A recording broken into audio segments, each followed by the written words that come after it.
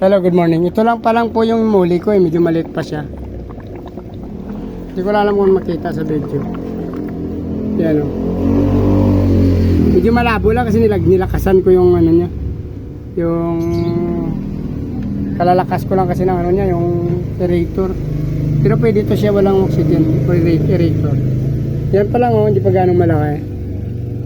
Muli white. Yan yung mga anak pa lang. Pakita ko sa iyo yung breeder doon sa kabila.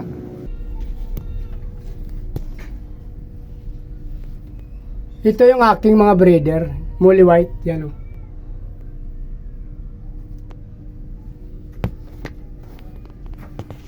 Takbo eh.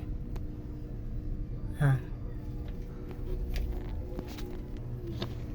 Ito naman yung breeder ko na Molly short body.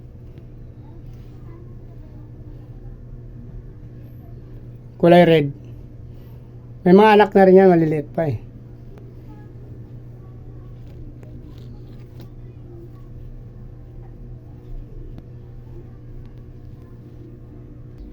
Ito pa yung isa kong breeder.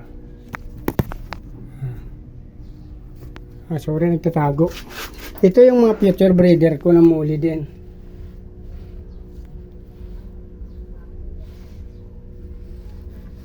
Ibang kulay nito. May yellow. Hindi na masyado kita sa video.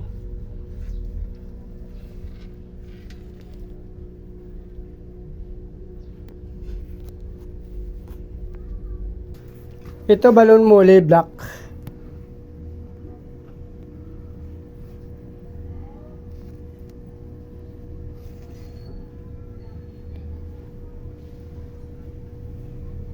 Hindi na masyado kasi madilim na sa ilalim ito ng patong-patong kasi yan. Nantay ko pa yan mag-breed eh. Mayroon din tayo dito balloon molly white yan breeder.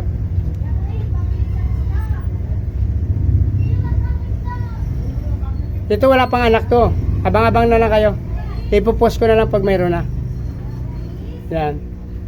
Saglit lang po. Black saka white to, meron tayo balloon molly, black saka white na na mga breeder. Ano daw isda? Yan.